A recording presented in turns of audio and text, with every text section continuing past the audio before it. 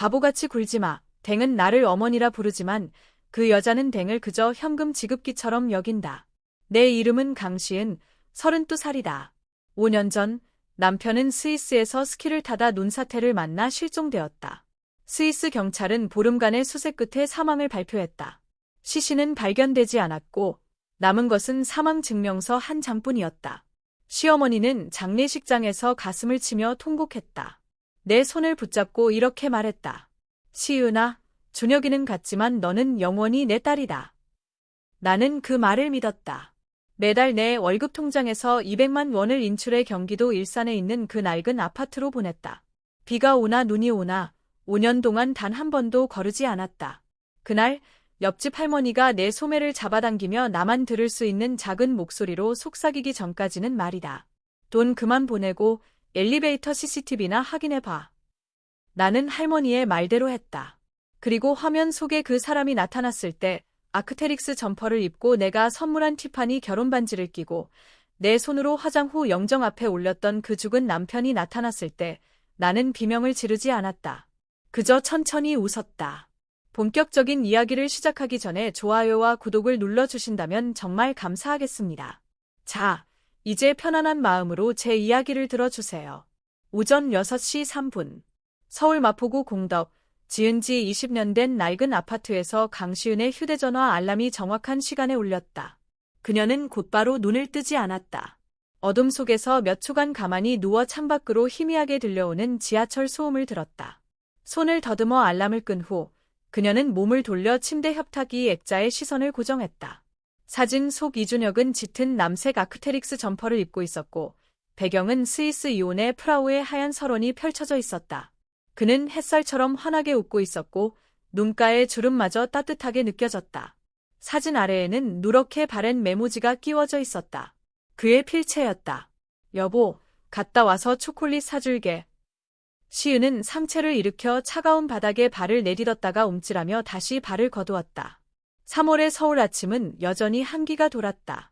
그녀는 허리를 굽혀 실내화를 찾아 신고 습관적으로 보일러 온도를 20도에서 18도로 낮췄다. 월말에 날아오는 관리비 고지서는 마치 칼날 같아서 전기세가 오를 때마다 살이 베이는 기분이었다. 세수를 하며 거울 속 자신의 얼굴을 들여다보았다.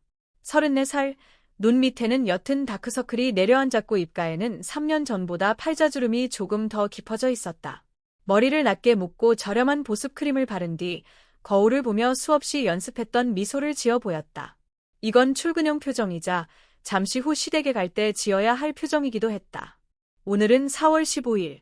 매달 시부모님께 생활비를 드리는 날이다. 시은은 모바일 뱅킹 앱을 열었다. 어제 입금된 월급 내역이 화면에 떠 있었다.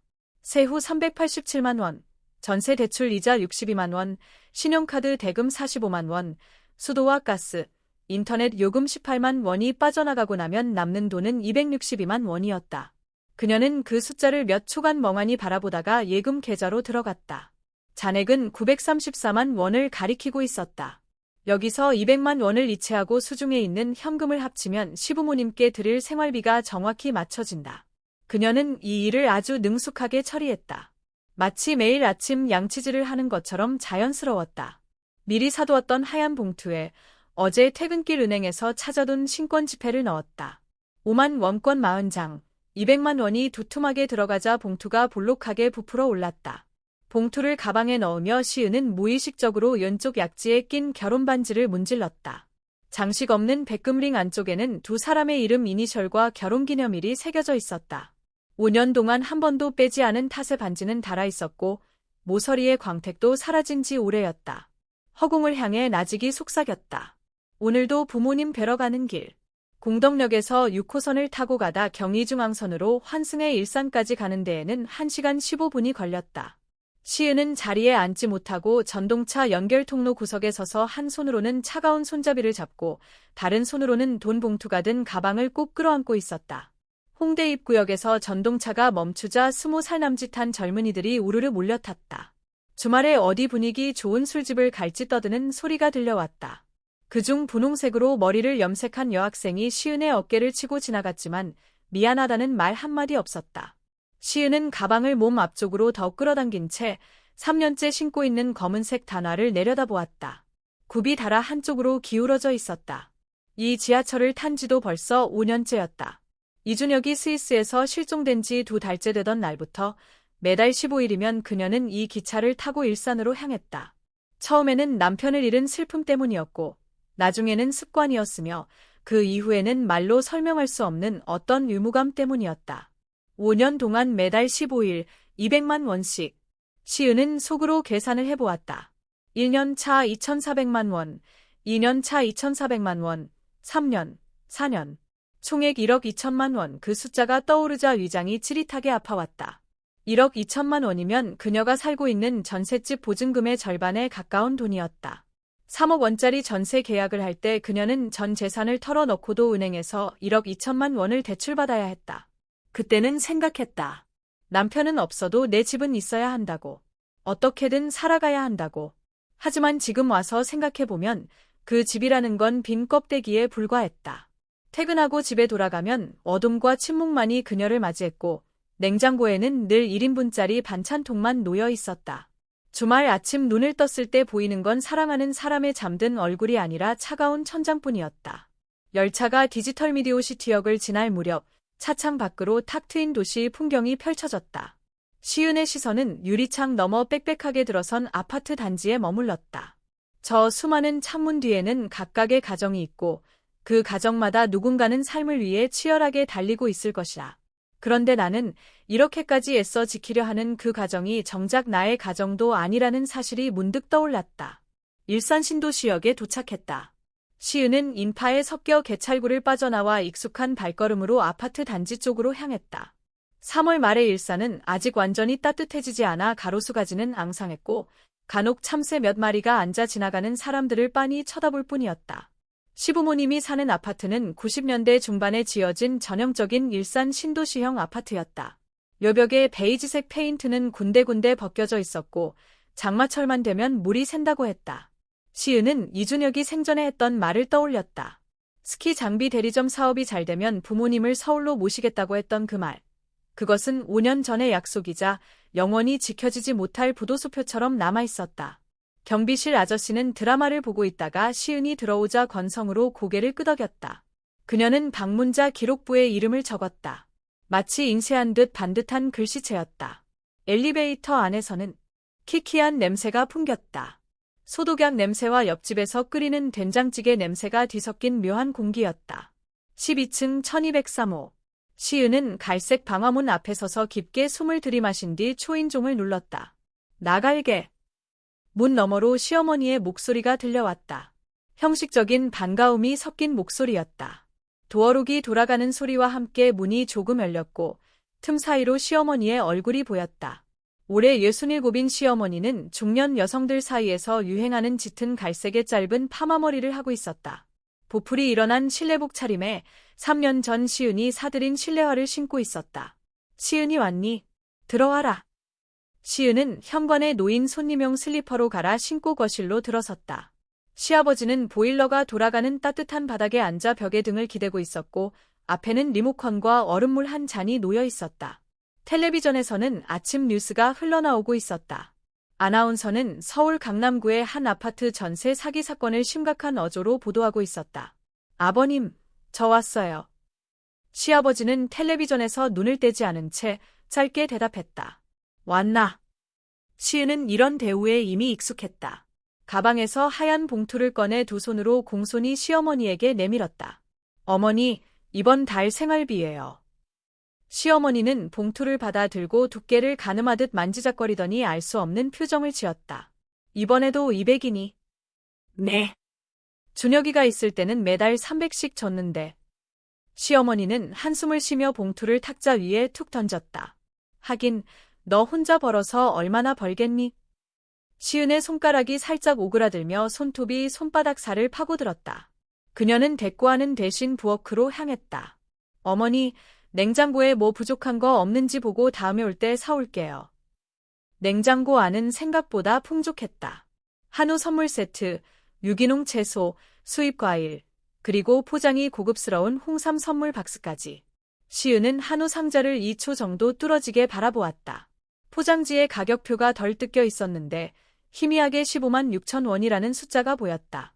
마지막으로 소고기를 먹은 게 언제였더라. 2달 전 회사 회식 때 부장님이 명동 고깃집에서 사줬던 그날 이후였다. 양념갈비 한 점이 떠올랐다. 고기 향을 놓칠까 입안에서 천천히 씹어 넘기던 기억이 되살아났다. 시은아. 등 뒤에서 시어머니의 목소리가 들렸다. 온 김에 바닥 걸레질 좀 해다오. 요즘 내 아버지가 무릎이 안 좋아서 나 혼자 하려니 힘에 부치더구나. 시은은 냉장고 문을 닫고 묵묵히 걸레를 찾으러 몸을 돌렸다. 거실 바닥은 한때 유행했던 옅은 갈색 나무무늬 장판이었고 이음새마다 때가 끼어 있었다. 시은은 쪼그리고 앉아 틈새 하나하나를 걸레로 꼼꼼히 닦아냈다. 시어머니는 소파에 앉아 다리를 꼬고 휴대전화를 보고 있었다. 간간히 크크크 웃는 소리가 들리는 걸 보니 재미있는 영상을 보고 있는 모양이었다. 한참 후 시어머니가 고개도 들지 않은 채 말했다. 다음 주 수요일이 준혁이 기일인 거 알지? 일찍 와서 제사 음식하는 것 좀 거들어라. 장은 내가 미리 봐둘 테니 나중에 돈 보내고. 네, 알겠습니다. 걸레질을 마친 뒤 시은은 베란다에 널린 빨래까지 걷어 개었다. 시부모님의 옷가지들, 특히 속옷을 만질 때는 본능적으로 피하고 싶었지만 시어머니의 시선이 느껴져 억지로 마무리했다. 3시간 후 시은은 자리에서 일어났다. 허리가 뻐근하게 아파왔다. 어머니, 저 이제 가 볼게요. 그래, 가봐라. 시어머니는 손을 희히 저었다. 다음 주 수요일 잊지 말고. 일찍 와서 제사상 차려야 하니까 할 게 많아. 나 혼자서는 어림도 없다. 시은은 요투를 입고 현관에서 허리를 굽혀 신발을 신었다. 바로 그때 방화문이 밖에서 열렸다. 어머, 시은이 너 아직 안 갔니? 같은 층에 사는 정 할머니였다. 70이 넘은 노인은 하얗게 샘머리를 단정히 빗어 넘긴 모습이었다. 손에는 쓰레기 봉투가 들려 있었다. 고양시 마크가 찍힌 짙은 초록색 종량제 봉투였다. 정 할머니, 안녕하세요. 시은은 고개를 숙여 인사했다. 쓰레기 버리러 가세요. 그래, 버리고 오는 길이야. 정 할머니는 쓰레기 봉투를 문 옆에 내려놓으며 시은을 빤히 바라보았다. 오늘이 15일이지. 시은은 잠시 유야했다. 그걸 어떻게 아세요? 매달 15일이면 내가 오잖아. 내가 이 아파트에서 20년을 살았는데 연만한 건 다 알지. 정 할머니는 목소리를 낮추며 시은의 손목을 잡아당겼다. 이리 와봐, 복도 쪽에서 잠깐 얘기 좀 하자. 시은은 등 뒤로 닫히는 현관문을 한번 돌아본 뒤 정 할머니를 따라 계단 쪽 구석으로 갔다. 너 참 착한 애야. 정 할머니의 눈빛이 복잡하게 흔들렸다. 준혁이 그 녀석은 같지만 시부모한테 이렇게 지극정성인 며느리가 요즘 세상에 어디 있겠어. 당연히 해야 할 도리라고 생각하겠지. 그런데 말이다. 정 할머니가 말을 끊었다. 너 오는 날은 15일인데 저 집이 제일 시끌벅적한 날은 16이라는 거 생각해 본 적 있니? 시은의 심장이 쿵 하고 내려앉았다. 그게 무슨 말씀이세요? 내가 바로 옆집에 살잖아. 2집 건너여도 소리는 다 들려. 매번 내가 다녀가고 난 다음 날이면 저 집이 아주 잔치집이 돼. 분위기야. 웃음소리, 텔레비전 소리, 사람들 들락거리는 발소리까지. 어떤 날은 밤 9시, 10시가 넘었는데도 엘리베이터가 12층에 멈추더라니까. 정 할머니의 눈동자에 시은이 이해할 수 없는 감정이 스쳐 지나갔다. 내 말이 안 믿기면 엘리베이터 CCTV 확인해봐. 관리실 김씨 아저씨한테 소주 2병 사주면 보여줄 거야. 할머니는 시은의 손등을 2번 두드리고는 자기 집 쪽으로 헥 돌아섰다. 시은은 계단참에 홀로 남겨졌다. 발목을 타고 올라오는 찬바람에 온몸이 얼어붙은 것 같았다. 아파트 단지를 어떻게 빠져나왔는지 기억도 나지 않았다. 돌아오는 지하철 안에서 정 할머니의 말이 가시처럼 뇌리에 박혀 맴돌았다. 16일. 그 집이 가장 시끄러운 날은 16일. 하지만 16일에 무슨 특별한 일이 있단 말인가. 이준혁의 기일은 4월 20일이고 생일은 9월 3일이다. 시부모님의 결혼기념일은 11월이었다. 16일과 연관된 날짜는 하나도 없었다. 그런데 왜 하필 16일일까? 시은의 손바닥에 식은땀이 배어 나왔다. 그녀는 지하철 손잡이 봉을 꽉 움켜쥐었다. 손마디가 하얗게 질리고 핏줄이 도드라졌다. 승객들이 오가고 있었지만 구석에 서서 창백하게 굳어있는 여자가 무슨 생각을 하는지 아무도 눈치채지 못했다. 집에 돌아온 시간은 밤 9시가 넘어서였다. 시은은 가방을 현관에 던져두고 실내화도 신지 않은 채 맨발로 침실로 들어갔다. 침대 모서리에 무릎을 꿇고 앉아 이불에 얼굴을 파묻었다. 울지는 않았다. 다만 목구멍에 커다란 돌덩이가 걸린 듯 토해낼 수도 삼킬 수도 없는 답답함이 느껴졌다. 침대 협탁 위 준혁의 영정사진은 여전히 웃고 있었다. 햇살처럼 환하고 빈틈없이 완벽한 미소였다. 다음 날은 토요일이었다. 시은은 새벽 6시에 눈을 떴다. 눈이 모래라도 들어간 듯 뻑뻑했다. 천장을 바라보며 10분쯤 누워있다가 자리에서 일어나 근처 편의점으로 향했다. 그리고 진로 소주 2병을 샀다. 계산대에 있던 20살 남짓한 아르바이트생이 이른 아침부터 술을 사는 여자를 힐끔 쳐다보았다. 시은은 무표정하게 계산을 마치고 술병을 가방에 넣은 뒤 곧바로 지하철을 타고 일산으로 향했다. 경비실 아저씨는 꾸벅꾸벅 졸고 있었다. 앞에 놓인 모니터에는 CCTV 화면이 순차적으로 바뀌고 있었다. 시은이 유리창을 똑똑 두드리자 아저씨가 부스스한 얼굴로 고개를 들었다. 아저씨, CCTV 좀 확인할 수 있을까요? 아저씨가 눈을 가늘게 떴다. 누구신지. 1203호 이준혁 씨 어르신 며느리예요. 시은은 진로 소주 2병을 창틀 위에 올려놓았다. 남편이 5년 전에 세상을 떠나서 시부모님 2분만 사시거든요. 며칠 전에 집에 낯선 물건이 보이길래 걱정이 돼서요. 누가 다녀갔는지 확인만 좀 하려고요. 거짓말이었다. 하지만 너무나 담담하고 당당한 거짓말이라 스스로도 놀랄 정도였다. 아저씨는 유심조차 하지 않았다. 예상대로 아저씨는 소주 2병을 보더니 입맛을 다셨다. 들어오세요. 안에서 봐요. 경비실 안쪽 방은 1.5평도 채 되지 않아 보였고 온갖 잡동사니로 가득 차 있었다. 아저씨는 소주병을 한쪽으로 밀어놓고 컴퓨터의 녹화 재생 프로그램을 열었다. 언제 걸 볼까요? 이거 3개월치밖에 저장 안 됩니다. 지난달 16일이요. 시은의 목소리는 무서울 정도로 차분했다. 밤 9시에서 10시 사이요. 아저씨가 날짜를 설정하고 타임라인을 밤 9시로 끌어다 놓았다. 화면에는 12층 엘리베이터 홀이 비춰졌고 승강기 문과 복도가 선명하게 보였다. 9시 3분. 복도에는 아무도 없었다. 9시 11분. 잠옷 차림의 노인이 쓰레기를 버리러 나왔다. 시아버지는 아니었다. 그리고 9시 23분. 시은의 숨이 턱하고 멈췄다. 엘리베이터 문이 열리며 한 남자가 걸어 나왔다. 짙은 남색 아크테릭스 점퍼를 입고 양손에 쇼핑백을 들고 있는 남자였다. 고개를 숙이고 있어 얼굴은 뚜렷하게 보이지 않았다. 하지만 그가 1203호 초인종을 누르기 위해 손을 들어 올렸을 때 왼쪽 약지에 낀 반지가 선명하게 눈에 들어왔다. 장식 없는 백금 링, 티파니 클래식 모델. 안쪽에 각인이 새겨진 것까지 보였다. 화면이 흐릿해 글씨는 읽을 수 없었지만 시은은 눈을 감고도 그 문구를 외울 수 있었다. 강시은, 이준혁. 2018년 6월 24일. 그건 그녀의 결혼 반지였다. 아니, 그들의 결혼 반지였다. 그녀가 커플링으로 직접 샀던 반지. 그가 스위스로 떠날 때도 끼고 있었고 실종되었을 때도 끼고 있었던 바로 그 반지였다. 스위스 경찰은 시신을 찾지 못했고 논사태 현장에서는 배낭과 휴대전화만 발견됐다고 했었다. 그런데 알프스 논더미 속에 파묻혀 있어야 할 그 반지가 지금 저 남자의 손가락에 끼워져 있었다.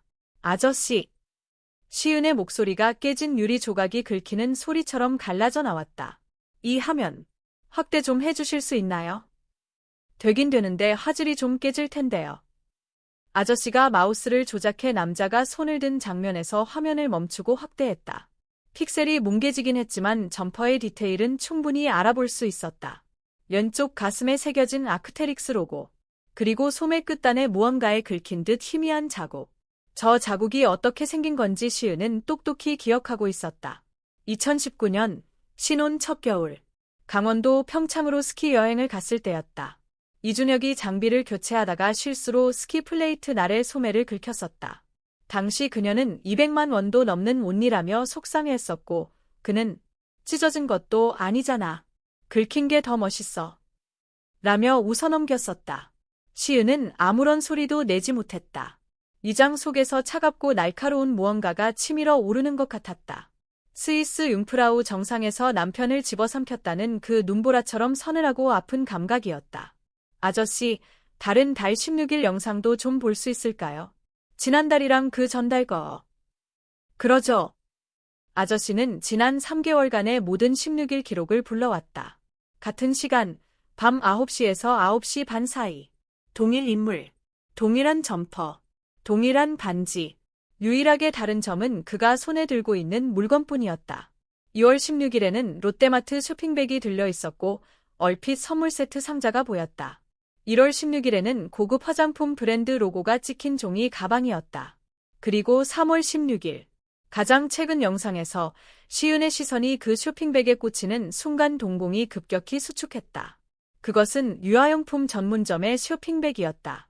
분홍색 바탕에 귀여운 캐릭터가 그려진 가방이었다. 꽤 묵직해 보였고 안에 물건이 가득 들어 있는 듯했다. 유아용품. 시은은 그 글자를 노려보며 손톱으로 손바닥을 깊게 파고들었다. 하얗게 질리다 못해 피가 배어 나올 정도였다. 다 보셨소? 아저씨가 하품을 하며 물었다. 나 이제 순찰 돌아야 하는데. 네, 다 봤어요. 시은은 자리에서 일어났다. 다리에 힘이 풀려 휘청거렸다. 감사합니다. 경비실을 나오자 쏟아지는 햇살에 눈이 부셨다. 3월 말 일산의 벚꽃은 아직 피지 않았지만 길가의 개나리는 노란 꽃망울을 터뜨리고 있었다. 유모차를 밀고 지나가는 젊은 엄마가 보였고 유모차 안에서 아이가 깨르르 웃는 소리가 들려왔다. 시은은 멀어지는 유모차를 멍하니 바라보다가 그 자리에 털썩 주저앉았다. 울지는 않았다. 그저 쪼그리고 앉아 두 손으로 얼굴을 감싼 채 어깨를 가늘게 떨었을 뿐이다. 얼마나 시간이 지났을까. 그녀는 자리에서 일어나 비틀거리며 걸음을 옮겼다. 집으로 가지도 시댁으로 쳐들어가 따지지도 않았다. 대신 목적지 없이 차를 몰아 고속도로에 올랐다. 정신을 차려보니 여의도였다. 여의도의 그 카페는 그녀가 자주 가던 곳이었다. 결혼 전 이준혁의 회사가 근처라 점심시간마다 지하철을 타고 와서 만났던 곳이다. 나중에 그가 회사를 그만두고 스키 장비 대리점을 창업했을 때도 이곳은 두 사람의 단골 데이트 장소였다. 지금 그녀는 창가 자리에 홀로 앉아 아이스 아메리카노를 앞에 두고 있었다. 얼음은 이미 다 녹아 커피는 맹물처럼 옅은 갈색으로 변해 있었다. 시은은 마시지 않았다. 두 손으로 컵을 감싸쥔 채 창밖 한강 수면만 뚫어지게 응시했다. 그녀는 휴대전화 사진첩을 열어 비밀 폴더를 찾았다. 이준혁과 관련된 서류들이 저장된 폴더였다. 스위스 경찰이 보내온 실종 증명서, 사망, 추정 사망 증명서, 보험금 청구 서류, 그리고 장례식 사진들. 장례식은 실종 3개월 후에 치러졌다. 법적으로 실종자는 특수상황일 경우 조기에 사망 신고가 가능했다. 시어머니는 변호사를 선임해 절차를 서둘렀다. 준혁이를 하루라도 빨리 편히 보내주고 싶다는 이유였다. 당시 시은은 아무 생각도 할 수 없어서 넋이 나간 채 서류에 도장만 찍었다. 보험금이 입금되던 날 시어머니에게 전화가 왔었다. 시은아, 준혁이 생명보험금 나왔다. 수익자가 나로 되어 있더구나. 걱정 마라. 앞으로 우리가 너 섭섭지 않게 챙겨줄 테니. 생명보험금 5억 원. 시은은 그때 아무것도 욕심내지 않았다. 자식을 앞세운 노인들이 불쌍하다고만 생각했다. 그 돈을 내가 가져봤자 남편 생각만 더 날 테니 시부모님 노후 자금으로 쓰는 게 낫다고 여겼다. 하지만 지금 생각해보니 세상에서 제일 불쌍한 건 바로 나였다. 비참하다 못해 우스울 지경이었다. 시은은 휴대전화를 내려놓고 미지근해진 아메리카노를 단숨에 들이켰다. 쓴맛이 혀끝에서 목구멍으로 퍼져나갔다. 인상을 찌푸리지도 않았다. 그저 그 쓴맛을 조용히 음미했다. 창밖 한강은 석양을 받아 금빛으로 물들어 있었고 유람선 위에서는 관광객들이 웃으며 사진을 찍고 있었다. 저들의 웃는 얼굴을 보며 시은은 문득 세상이 낯설게 느껴졌다. 나는 내가 과부인 줄 알았다. 5년 동안 수절하며 시부모를 모시고 눈물로 밤을 지새운 줄 알았다. 하지만 알고 보니 처음부터 나는 그저 조롱거리였다. 집에 돌아오니 밤 9시가 넘었다. 시은은 불도 켜지 않고 저녁도 거른 채 침대에 누웠다. 어둠 속에서 가로등 불빛을 받은 이준혁의 영정사진 한쪽 귀퉁이가 보였다. 그 미소가 끔찍할 만큼 비열해 보였다. 그녀는 뜬 눈으로 밤을 지새웠다. 날이 밝자 시은은 침대에서 일어나 휴대전화 검색창에 몇 개의 단어를 입력했다. 흥신소, 심부름센터. 검색 결과 최상단의 진실탐정사무소라는 곳이 떴다. 강남구 논현동에 위치해 있었고 주요 업무로 배우자 요도 조사, 재산 조회, 실종자 추적이라고 적혀 있었다. 시은은 그 번호로 전화를 걸었다. 네, 진실탐정사무소입니다. 무엇을 도와드릴까요? 사람을 좀 찾고 싶어서요. 시은의 목소리는 차분하게 가라앉아 있었다. 제 남편입니다. 5년 전 스위스에서 실종돼 사망 처리됐죠. 하지만 살아있다는 확신이 있습니다. 수화기 너머로 잠시 침묵이 흘렀다. 유뢰인님, 이런 건 직접 뵙고 이야기 나눠야 합니다. 사무실로 방문 가능하실까요?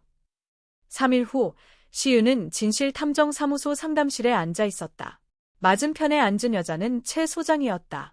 40대 중반의 짧은 커트머리, 화장기 없는 얼굴, 짙은 회색 재킷 차림.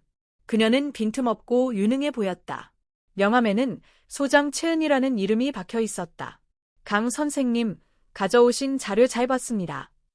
최 소장은 사진 몇 장을 테이블 위로 밀어 놓았다. CCTV 캡처 화면 보정 작업을 마쳤습니다. 남자의 체형, 걸음걸이, 선생님 남편분의 생전 영상 자료와 고도로 일치합니다.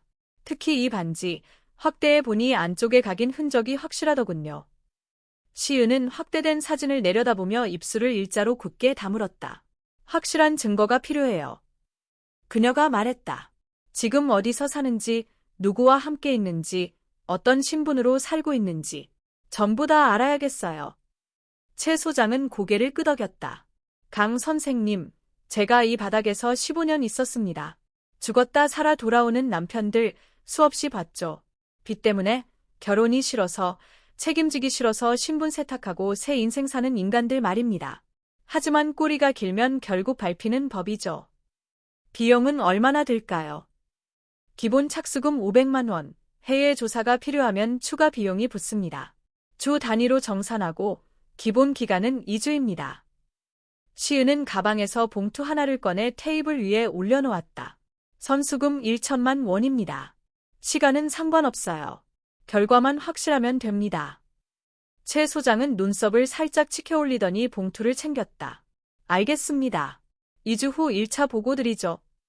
그 후 2주 동안 시은은 평소처럼 출근하고 퇴근하고 밥을 먹고 잠을 잤다. 15일이 돌아오자 그녀는 여느 때처럼 일산으로 가 시부모님께 돈을 드렸다. 시어머니는 또다시 준혁이가 있을 땐 이렇지 않았는데 하며 타박했고 시은은 고개를 숙인 채 묵묵히 듣고 청소를 하고 방 정리를 했다. 나오는 길 엘리베이터 앞에서 정 할머니와 마주쳤다. 바라봤니? 정 할머니가 낮은 목소리로 물었다. 시은은 노인의 탁한 눈동자를 바라보며 천천히 고개를 끄덕였다. 정 할머니는 시은의 손등을 툭툭 두드리며 한숨을 내쉬었다. 아가, 뭐가 나오든 명심해라. 너는 누구한테도 죄 지은 거 없다.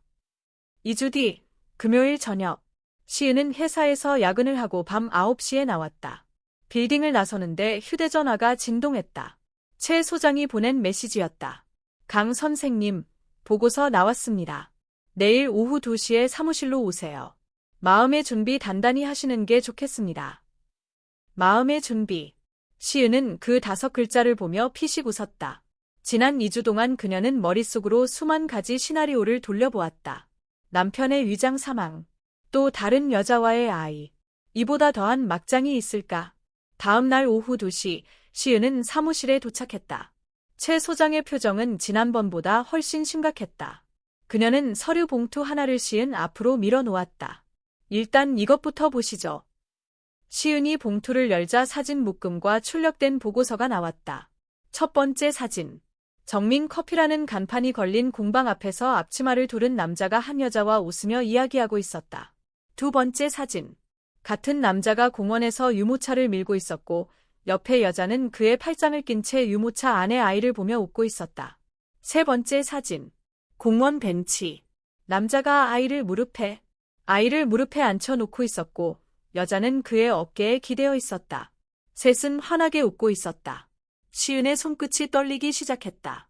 그 남자, 지금 이름이 무엇이든 간에 저 얼굴은 눈을 감고도 그려낼 수 있었다. 우뚝한 콧날, 야른 입술, 웃을 때 눈가에 잡히는 주름. 사진 속 그의 미소는 너무나 해맑고 꾸밈이 없었다.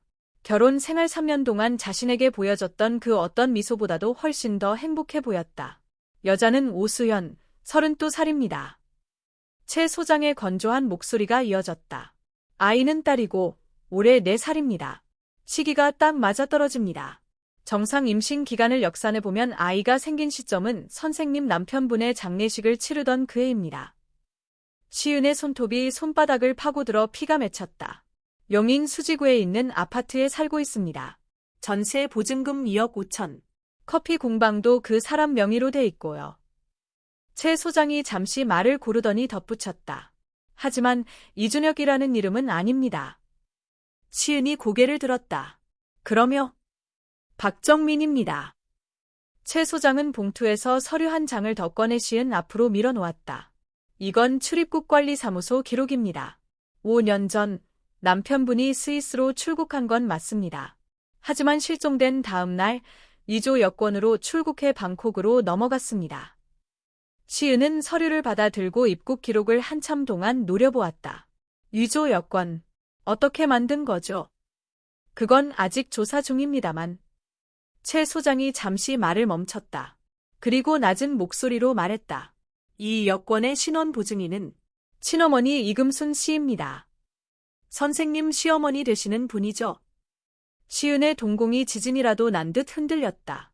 지금 시어머니가 5년 전 아들에게 가짜 신분을 만들어준 겁니다. 처음부터 짜고 친 공범이었던 거죠. 시은은 소파에 앉아 석상처럼 굳어버렸다. 머릿속에서 수천 마리 벌떼가 잉잉거리는 것 같았고 모든 사고 회로가 엉켜 정지해 버린 느낌이었다. 5년 1억 2천만 원. 매달 보낸 생활비. 매년 준비한 제사상. 시아버지 물컵을 채워드릴 때마다 삼켜야 했던 서러움. 시어머니의 잔소리를 들으며 억눌렀던 눈물. 전부 가짜였다. 처음부터 끝까지 철저하게 기만당했다. 강 선생님. 최 소장의 부름에 그녀는 현실로 돌아왔다. 괜찮으십니까? 시은이 천천히 고개를 들었다. 표정은 기이할 정도로 차분했다. 최 소장님, 의뢰 하나만 더 하죠. 말씀하세요. 스위스 현지 조사관 연결해서 남편의 5년 전 출입국 기록 원본 확보해 주세요. 그리고 그녀는 가방에서 명함 한 장을 꺼냈다. 제 대학 동기인데 금융감독원 조사국에서 일해요. 법정에서 꼼짝 못하게 만들 완벽한 증거 체인이 필요합니다. 최 소장은 흥미롭다는 눈빛으로 그녀를 바라보았다. 강 선생님, 어떻게 하실 작정입니까? 시은은 사진들을 정리해 다시 서류 봉투에 넣었다. 그녀의 손은 수술을 집도하는 욕과 의사처럼 침착하고 흔들림이 없었다. 보험사에서 5억 원을 사기쳤고 내 5년의 청춘과 피 같은 돈 1억 2천만 원을 갈취했죠. 그녀가 또박또박 말했다. 단돈까지 토해내게 만들 거예요. 그리고 감옥에 쳐넣어야죠. 인과응보가 뭔지 뼈저리게 느끼게 해줄 겁니다. 탐정사무소를 나오니 서울에는 이미 어둠이 내려앉아 있었다. 4월의 밤바람이 서늘했다. 강남 거리에 네온사인이 시은의 그림자를 길게 늘어뜨렸다. 그녀는 휴대전화를 꺼내 연락처 목록을 스크롤했다. 아주 오랫동안 연락하지 않았던 이름 하나가 눈에 들어왔다. 박수진, 금감원. 대학 시절 수진은 기숙사 룸메이트였고 위아래 침대를 쓰며 바지까지 바꿔 입을 정도로 절친한 사이였다. 졸업 후 각자의 삶이 바빠지며 조금씩 소원해졌고 SNS로 가끔 안부를 묻는 정도였다. 수진이 금융감독원에 들어갔다는 건 알고 있었지만 구체적으로 무슨 일을 하는지는 묻지 않았었다. 시은은 통화 버튼을 눌렀다. 신호음이 몇 번 울리기도 전에 익숙한 목소리가 들려왔다. 어머, 이게 누구야? 수진아, 나 강시은. 시은은 최대한 목소리를 가다듬었다. 잘 지냈어? 당연하지. 근데 웬일이야? 바쁜데 미안해. 근데 나 지금 내 도움이 좀 필요해. 전화를 끊고 난 뒤 시은의 눈빛은 밤거리의 네온사인보다 더 차갑게 빛나고 있었다. 이제 수연은 끝났다. 진짜 사냥을 시작할 시간이었다. 그녀는 다시 통화 버튼을 눌렀다. 여보세요. 시은아, 웬일이야 갑자기? 수진의 목소리에는 놀란 기색이 묻어 있었다. 수진아. 시은의 목소리는 아주 낮고 조용했다. 지금 통화 괜찮아? 응, 말해봐. 자문을 좀 구하고 싶어서. 보험 사기 신고 절차에 대해서. 그리고 법적으로 죽은 사람을 다시 살려내는 방법도. 수화기 너머로 몇 초간 정적이 흘렀다. 시은아, 너 무슨 일 있어? 아주 긴 이야기야. 시은은 불빛으로 가득한 여의도의 야경을 바라보며 말했다. 만나서 얘기하자. 내가 해장국 살게. 3일 후 시은과 수지는 명동의 한 콩나물 해장국집에 마주 앉아 있었다. 오후 3시라는 애매한 시간이었지만 가게 안은 늦은 점심을 해결하려는 직장인들로 붐볐다. 공기에는 깍두기와 멸치 육수 냄새가 진하게 배어 있었다. 시은의 이야기를 모두 들은 수지는 숟가락을 허공에 든 채 한동안 내려놓지 못했다. 잠깐만, 정리 좀 하자. 수진이 천천히 말했다. 그러니까 내 남편이 5억 원짜리 보험금을 타내려고 죽은 척 위장을 했고 그 사이 다른 여자와 아이까지 있었는데 내 시어머니가 공범이었다. 맞지? 시은은 말없이 고개를 끄덕였다. 그리고 너는 지난 5년 동안 시부모에게 생활비를 보냈고 그 돈이 전부 합쳐서 1억 2천만 원. 맞아. 수지는 숟가락을 내려놓고 관자놀이를 꾹꾹 눌렀다. 시은아, 내가 이 바닥에서 일하면서 별의별 보험 사기는 다 봤지만 내 남편 같은 경우는 진짜 처음 본다. 그래서 너를 찾아온 거야. 시은은 콩나물 국물을 한 숟가락 떠서 천천히 삼켰다. 그 사람들을 신고할 거야. 하지만 내가 필요한 건 놈들이 빠져나갈 구멍 없이 완벽하게 옥죄일 수 있는 증거사슬을 만드는 방법이야. 수지는 잠시 생각에 잠기더니 가방에서 수첩을 꺼내 무언가를 적기 시작했다. 우선 위조 여권이 핵심 증거야. 그게 있어야 내 남편이 사고를 당한 게 아니라 고의로 잠적했다는 걸 증명할 수 있어. 이건 내가 고용한 탐정이 조사하고 있다고 했지. 응, 스위스 현지 사무소에서 다음 주면 출입국 기록 원본을 보내준대. 좋아. 그 다음은 보험금 지급 내역이야. 생명보험금 5억 원의 수익자가 시어머니라는 건 처음부터 계획된 사기라는 걸 보여주는 거지. 수지는 수첩에 동그라미를 그렸다. 시어머니가 신원보증인으로서 가짜 여권을 만들어주고 수익자로서 보험금을 수령했다는 것, 이 두 가지 사실만 합쳐도 공범이라는 건 충분히 입증돼. 그럼 내가 5년 동안 그 사람들에게 준 돈은?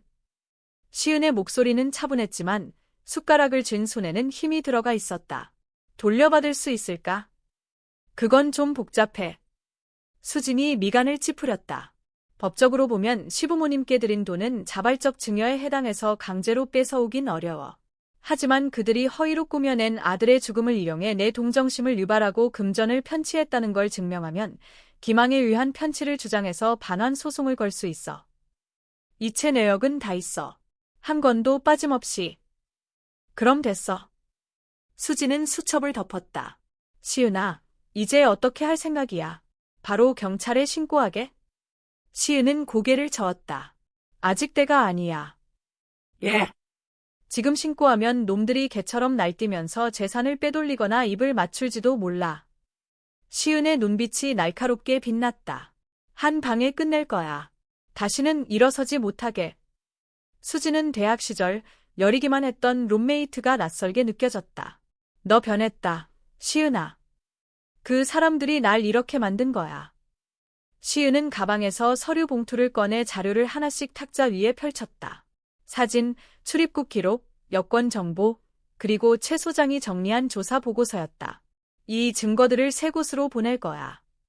그녀가 말했다. 첫 번째는 하나생명 법무팀. 보험 사기라면 치를 떠는 곳이니까. 전력을 다해 협조해 주겠지. 두 번째는 방송국 탐사보도 프로그램. 여론이 들끓어야 사건이 묻히지 않을 테니까. 그리고 세 번째는 만약을 대비해서 내가 가지고 있을 거야. 수지는 침묵을 지키다 한참 만에 입을 열었다. 시은아, 이렇게 하면 어떻게 될지 알고 있지. 일이 터지면 내 남편은 감옥에 갈 거고 시어머니도 감옥에 갈 거야. 시아버지는 연세가 있어서 충격을 버티지 못하실 수도 있어. 그리고 너는 어쩌면 피도 눈물도 없는 며느리라는 비난을 듣게 될지도 몰라.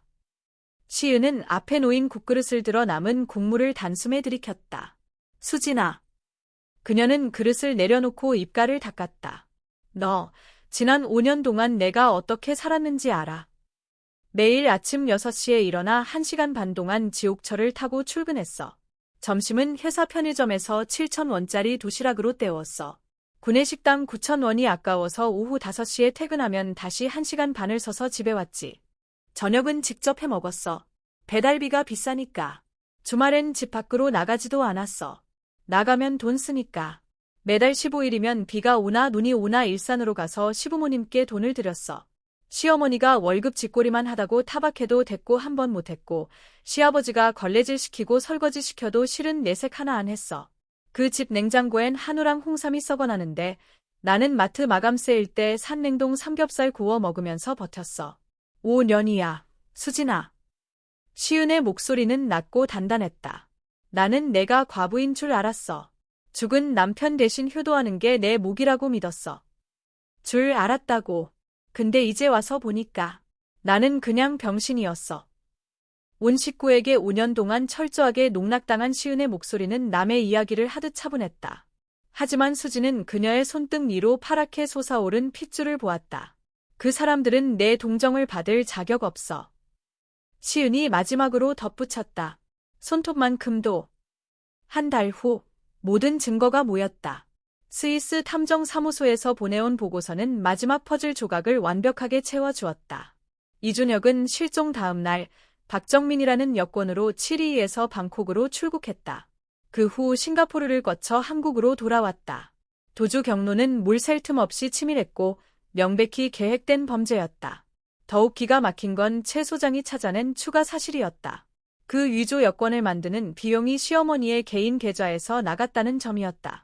800만 원 받는 사람 이름은 박모 씨. 송금 내역의 메모에는 추가금이라고 적혀 있었다. 시은은 자신의 전세 아파트 거실에 앉아 모든 증거를 3개의 파일로 정리했다. 거실 등을 환하게 켜두어 종이 위 글씨 하나하나가 선명하게 보였다. 5년간의 이체 내역. 한 줄 한 줄 붉은 형광펜으로 표시된 금액의 합계는 정확히 1억 2천만 원. 이준혁의 위조 여권 사본. 얼굴은 남편과 똑같은데 이름만 박정민. 신원 보증일란에 적힌 시어머니의 서명. 여권 브로커에게 보낸 송금 영수증. 오수연이라는 여자와 아이의 사진. 사진 뒷면에는 주소와 생년월일이 적혀 있었다. 아이의 생일은 2020년 3월 15일.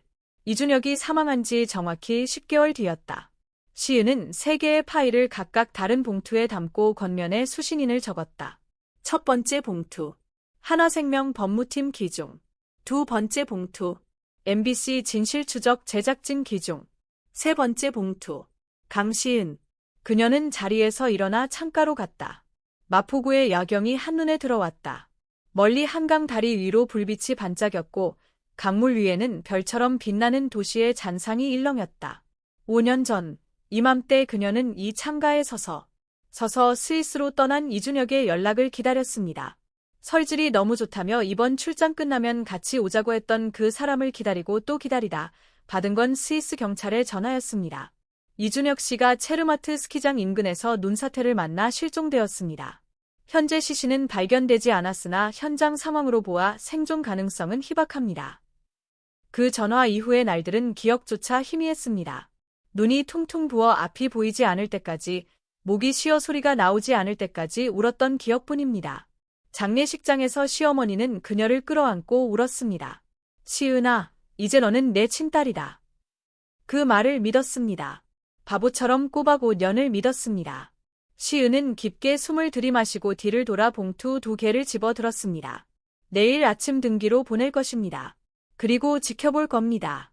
아주 재미있는 수를. 첫 번째 증거 봉투를 보험사 법무팀에 보낸 지 3일째 되던 날 전화가 왔습니다. 강시은 씨 되십니까? 하나생명 법무팀 김 부장입니다. 보내주신 자료에 대해 1차 검증을 마쳤습니다. 혹시 회사로 방문해 주실 수 있겠습니까? 보험사 본사는 여의도에 있는 40층짜리 유리 빌딩이었습니다. 시은은 안내 데스크에서 방문증을 받아 25층 회의실로 올라갔습니다.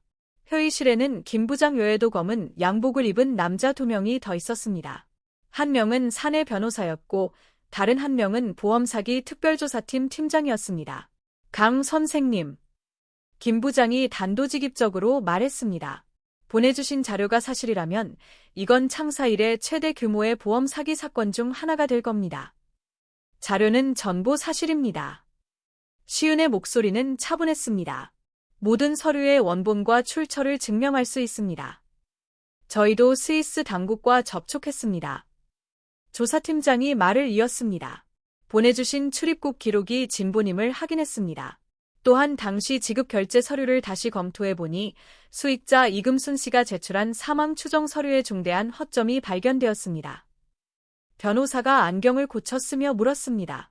강 선생님, 확인차 여쭙겠습니다. 선생님께서는 어떤 자격으로 이 제보를 하시는 겁니까? 시은은 조금도 흔들림 없이 대답했습니다. 피해자입니다. 시은은 또박또박 대답했다. 저는 그 사망자의 아내입니다. 5년 동안 과부인 줄 알았고 죽은 남편의 부모를 모시는 줄 알았습니다. 그 결과가 뭡니까? 그녀는 숨을 고르지도 않았다. 저는 그들에게 1억 2천만 원을 뜯겼고 그들은 5억 원의 보험금을 타서 저보다 100배는 더 호의호식하며 살았습니다. 회의실에 잠시 침묵이 흘렀다. 강 선생님. 김 부장이 침묵을 깼다. 즉시 내부 감사에 착수하고 경찰에 고발할 예정입니다. 다만 사건이 정식으로 사법 절차에 들어가기 전까지는 당사자들에게 알리지 말아 주십시오. 증거인멸이나 도주 우려가 있습니다. 알고 있습니다. 시은이 자리에서 일어났다. 하지만 조건이 하나 있습니다. 말씀하십시오. 이 사건, 언론에도 동시에 터뜨릴 겁니다. 그녀의 눈빛이 칼날처럼 번뜩였다. 누구도 이 사건을 덮지 못하게 만들고 싶거든요. 김 부장과 다른 두 사람이 서로 눈빛을 교환했다. 언론에 노출되면 경찰 수사에 차질이 빚어질 수도. 아니요. 시은이 말을 잘랐다. 언론이 터져야 경찰이 제대로 수사할 겁니다. 보험사 입장에서도 그 5억 원 돌려받고 싶으시죠? 그럼 우리의 목표는 같습니다. 여론이 시끄러울수록 흐지부지 넘어갈 확률은 줄어드니까요. 김 부장은 잠시 고민하더니 고개를 끄덕였다. 좋습니다. 협조하겠습니다. 여성 PD는 금태 안경 너머로 예리한 눈빛을 하고 있었다. 그녀는 시은이 가져온 자료를 훑어보며 점점 눈을 크게 떴다. 위장 사망으로 보험금 5억 편취. 아내를 5년간 기만. 시어머니가 공범. PD가 파일을 덮으며 말했다. 이건 막장 드라마 작가들도 이렇게 쓰면 욕먹을 스토리네요. 취재하시겠습니까? 무조건 하죠. 이 PD는 단호하게 말했다. 단순 보도가 아니라 기획 시리즈로 갈 겁니다. 이건 시청률 15%는 그냥 나올 아이템이에요. 조건이 있습니다. 시은이 말했다. 인터뷰할 때 익명 처리해 주시고 제 얼굴은 모자이크 해주세요. 방송에 얼굴 팔리고 싶진 않습니다. 당연하죠. 많은 제보자분들이 그렇게 요청하십니다. 이 PD는 자리에서 일어나 시은에게 악수를 청했다. 강 선생님, 저희를 믿고 제보해 주셔서 감사합니다. 반드시 진실을 밝혀드리겠습니다. 2달 후, 서울지방경찰청 지능범죄수사대는 경기도 용인시로 수사관들을 급파했다. 동시에 MBC 진실추적 제작진의 승합차도 조용히 그 아파트 단지로 진입했다. 새벽 5시, 여명이 밝아오던 무렵이었다. 시은은 공덕에 자신의 아파트 창가에 서서 얼음물을 쥐고 있었다. 한숨도 자지 않고 오직 이 순간만을 기다렸다. 6시 15분, 휴대전화가 울렸다. 최 소장이었다.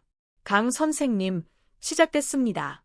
경찰이 방금 그 아파트 현관을 따고 들어갔습니다. 들어갔고 방송국 카메라가 밖에서 전부 찍고 있습니다. 그 사람은 집 안에 있습니다. 자다 깬 모양인지 잠옷 차림으로 나왔더군요. 오수연이라는 여자는 아이를 안고 안방에 숨어 울고불고 난리입니다. 시은은 눈을 감고 깊게 숨을 들이마셨다. 그리고 최 소장이 잠시 뜸을 들였다.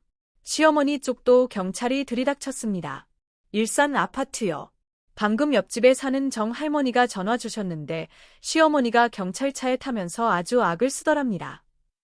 뭐라고요? 선생님 욕이죠. 뱀망덕한 년이라느니, 뱀 같은 년이라느니. 그 소리 기자들이 다 녹음했을 테니 내일 헤드라인은 따놓은 당상입니다. 시은은 대답하지 않았다. 그저 창밖으로 떠오르는 태양이 서울 하늘을 천천히 붉게 물들이는 것을 바라보았다. 이날을 위해 5년을 기다렸다. 그날 저녁 8시 진실추적 특집 방송이 전파를 탔다.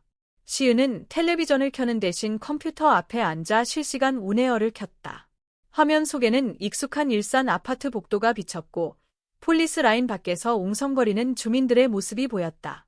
조사 결과 해당 남성은 5년 전 스위스에서 눈사태 실종을 가장해 5억 원에 달하는 거액의 생명보험금을 편취한 것으로 드러났습니다.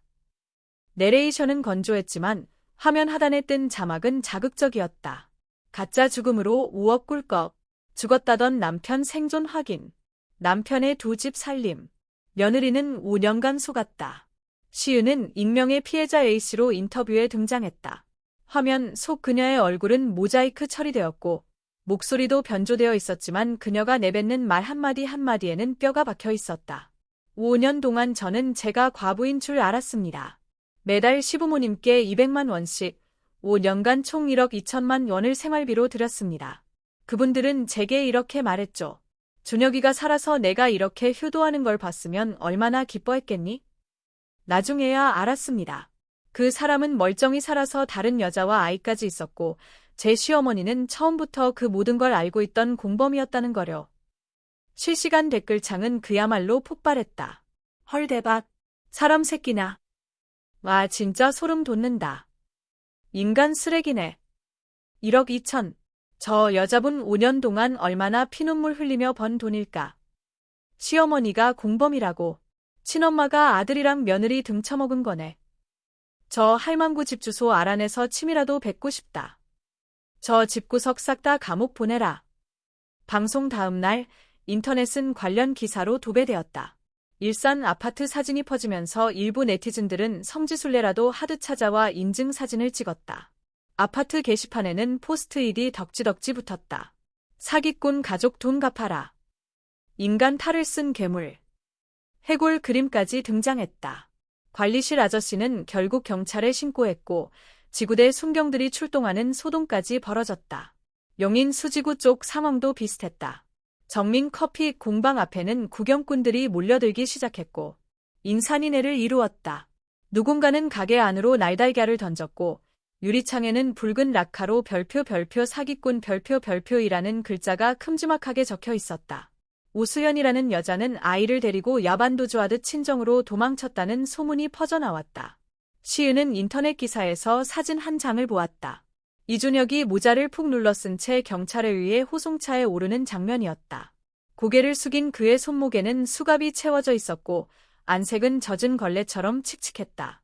아크테릭스 점퍼를 입고 세상을 다 가진 듯 웃던 남자는 온데간데없고 발각되기 직전에 바퀴벌레 같은 몰골만 남아있었다.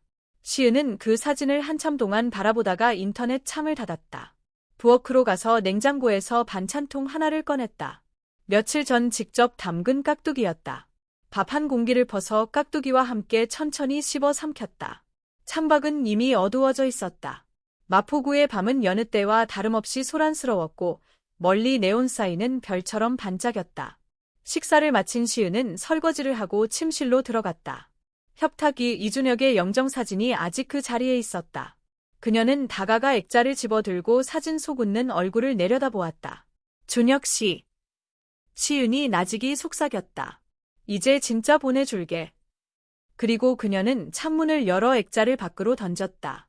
액자는 허공을 빙글빙글 돌며 떨어지더니 아파트 1층 분리수거장 바닥에 부딪혀 쨍 하는 소리와 함께 박살이 났다. 유리가 사방으로 튀었고 사진은 액자 밖으로 튕겨나와 재활용 쓰레기가 가득 찬 비닐봉지 위에 처박혔다. 시은은 창문을 닫고 커튼을 쳤다. 그날 밤 그녀는 5년 만에 가장 깊고 편안한 잠을 잤다. 재판은 3개월간 이어졌다. 법정에서 이준혁과 그의 모친 이금수는 공동 피고인으로 서서 보험사기방지특별법 위반, 사문서 위조 및 행사, 그리고 사기 혐의로 기소되었다.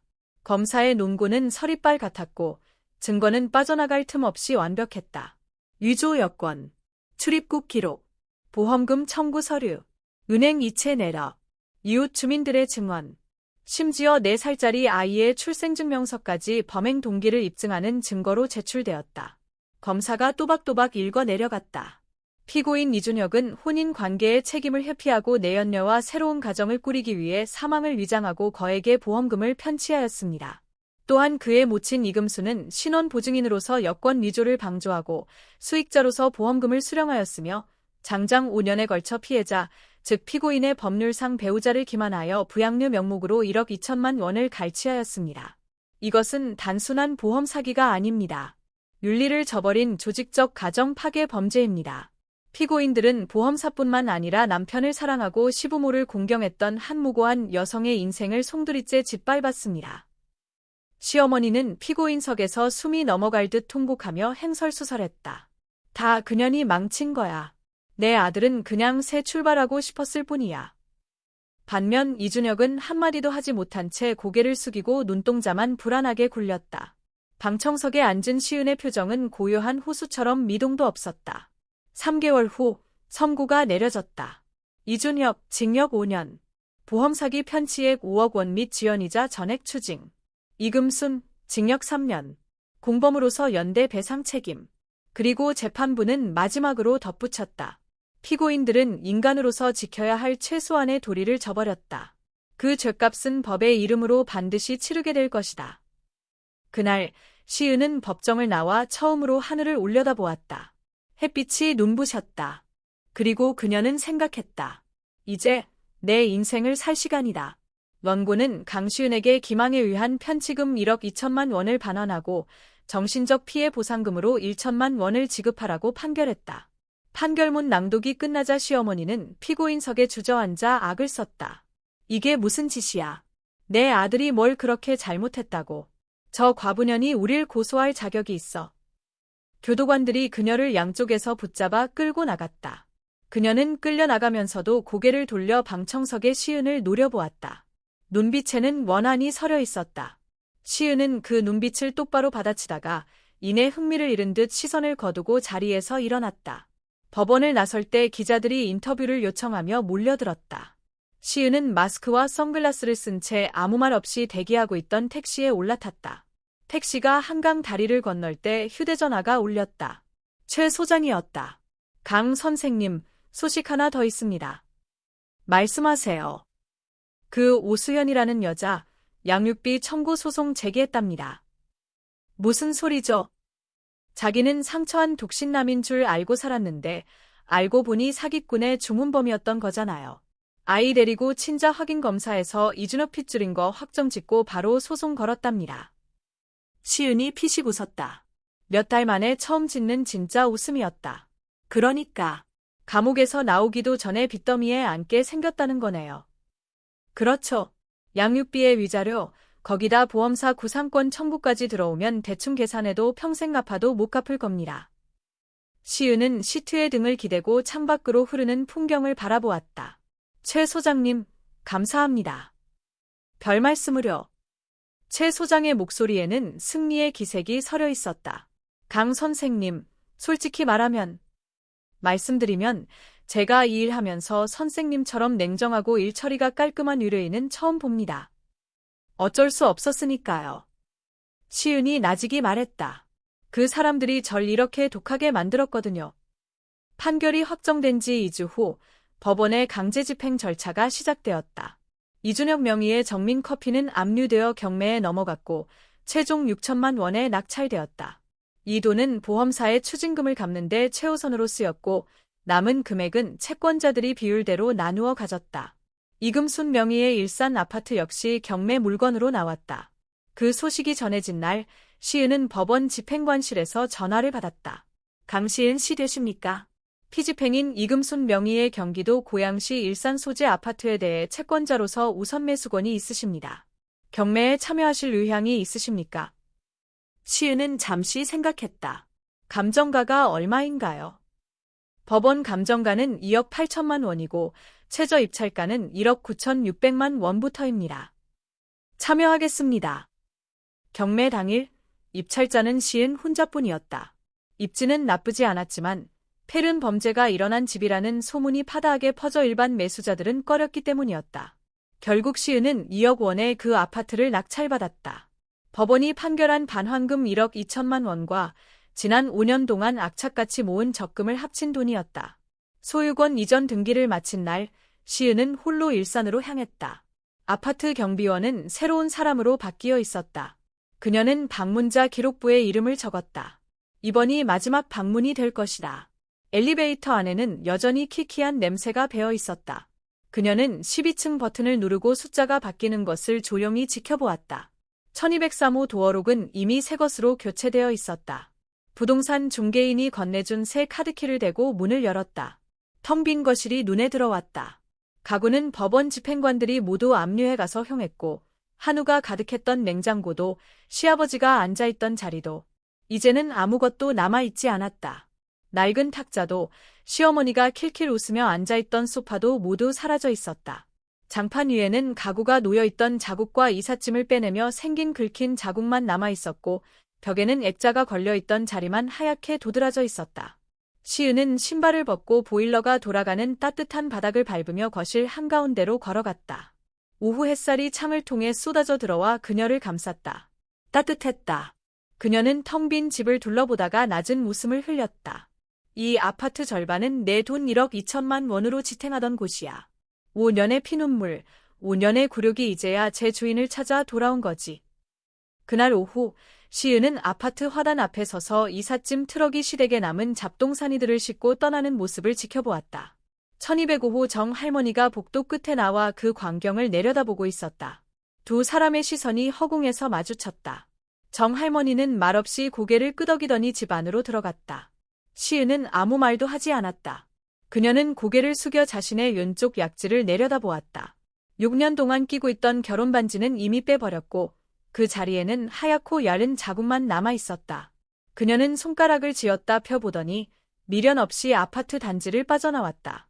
시어머니가 수감된 지 3개월 후 시아버지는 고혈압으로 쓰러져 병원으로 이송되던 중 뇌출혈로 사망했다. 최 소장이 전해준 소식이었다. 장례식장가 보시겠습니까? 시은은 캐리어에 짐을 싸며 무덤덤하게 대답했다. 침대 위에는 발리 여행 가이드북이 펼쳐져 있었다. 아니요. 사람들한테 독하다고 욕하겠죠. 그렇겠죠. 뭐라고요? 시은은 여권과 항공권을 가방에 챙겨 넣었다. 보험사에서 돌려받은 돈과 경매로 남긴 잔액, 그리고 지난 세월 모아둔 적금이 그녀의 새 출발 자금이었다. 그녀는 마지막으로 집 안을 한번 둘러보았다. 이제 더 이상 기다릴 사람도, 참을 이유도, 견뎌야 할 굴욕도 없었다. 공항으로 향하는 택시 안에서 시은은 창밖으로 흐르는 서울을 조용히 바라보았다. 그리고 생각했다. 이제 정말 내 인생이 시작된다. 정신적 피해 보상금 1천만 원 중 200만 원을 털어 발리에 풀빌라를 한 달간 예약했다. 나머지 800만 원은 새 출발을 위한 종잣돈으로 예금 통장에 넣어 두었다. 인터넷 댓글에는 비난도 있었다. 시아버지 돌아가셨는데 코빼기도 안 비치네. 진짜 독하다. 5년 효도한 건 맞지만 그래도 어른 가시는 길인데 너무하네. 하지만 응원하는 댓글이 훨씬 많았다. 5년 동안 사기당했는데 장례식 안 가는 게 뭐 어때서. 나 같아도 안 감. 시어머니가 1억 2천 해 먹은 공범인데 거길 왜 가냐. 인과응 보임. 사이다 결말. 시은은 휴대전화를 끄고 인천공항행 택시를 불렀다. 비행기가 이륙하자 창밖으로 서울의 회색 하늘이 멀어졌다. 그녀는 좌석에 머리를 기대고 눈을 감았다. 어깨를 짓누르던 무거운 돌덩이가 사라지는 기분이었다. 5년 드디어 끝났다.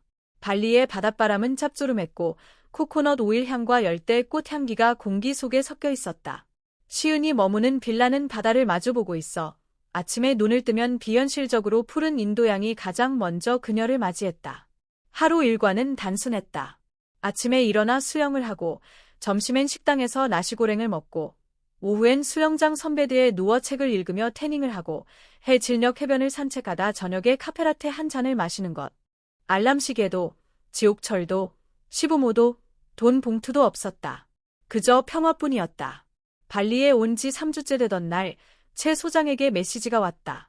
강 선생님, 재미있는 거 하나 보내드립니다. 첨부 파일은 사진 한 장이었다. 시은은 사진을 보고 잠시 멈칫했다. 사진 속 이준혁은 회색 수혜를 입고 머리를 빡빡 깎은 채 접견실 유리창 너머로 한 여자와 마주 서 있었다. 오수연이었다. 그녀는 아이를 안고 얼굴이 눈물 범벅이 된 채 무언가를 소리치고 있었고 이준혁은 얼굴이 불그락푸르락해져 핏대를 세운 채 고함을 지르고 있었다. 곧이어 최 소장의 메시지가 이어졌다. 전처요. 그러니까 선생님 다음 차례였던 그 여자요. 아이 데리고 재혼했답니다. 아이 성도 새 아빠 성으로 바꿨고요. 법원에서 판결난 양육비 한 푼도 안 받겠다. 이준혁이랑 호적상으로도 완전히 남으로 끝내자고 통보하러 왔답니다. 시은은 사진을 뚫어지게 바라보았다. 버버리 코트를 입고 티파니 반지를 끼고 세상 다 가진 듯 웃던 이준혁. 완벽한 남편을 연기하던 그 사람. 지금은 저 꼴이 되어 있었다. 가진 것 하나 없이 가족에게 버림받고 빚더미에 깔린 범죄자. 인과응보란 이런 것이었다. 시은은 휴대전화를 내려놓고 옆에 있던 삼페인 잔을 들었다. 수평선 너머로 붉은 태양이 천천히 가라앉으며 하늘을 오렌지빛으로 물들이고 있었다. 파도는 모래사장을 부드럽게 쓸어내리며 규칙적인 소리를 냈다. 문득 5년 전 장례식 날이 떠올랐다. 비가 추적추적 내리던 서울. 냉기 가득했던 빈소. 검은 상복을 입고 영정 앞에서 화장이 지워지도록 울고 있던 자신. 시어머니가 다가와 뻣뻣한 싸구려 냅킨으로 눈물을 닦아주며 속삭이던 순간. 이제 넌 내 딸이다. 그 냅킨의 거친 감촉이 아직도 생생했다. 시은은 해를 향해 잔을 들어 올렸다. 고마워. 그녀가 속삭였다. 이준혁의 배신. 시어머니의 기만. 숨막히던 지난 5년의 세월. 그 모든 것들에 감사했다. 그 지옥 같은 시간들이 순종적이고 유약했던 강시은을 죽이고 지금의 두려울 것 없는 나를 만들었으니까. 그녀는 고개를 젖혀 삼페인을 단숨에 비웠다. 차가운 액체가 목을 타고 넘어가며 탄산의 짜릿함과 포도향이 남았다. 시은은 눈을 감고 발리의 따뜻한 저녁 바람을 느꼈다. 한 달 뒤면 서울로 돌아갈 것이다. 이제 온전히 내 것이 된 그 아파트로. 새 직장을 구하고 새 취미를 찾고 새로운 사람들을 만나고 어쩌면 새로운 사랑을 시작할지도 모른다. 하지만 그건 나중 일이다. 지금은 그저 이 바다, 이 하늘, 이 술 한 잔, 그리고 이 벅찬 자유를 즐기고 싶을 뿐이었다.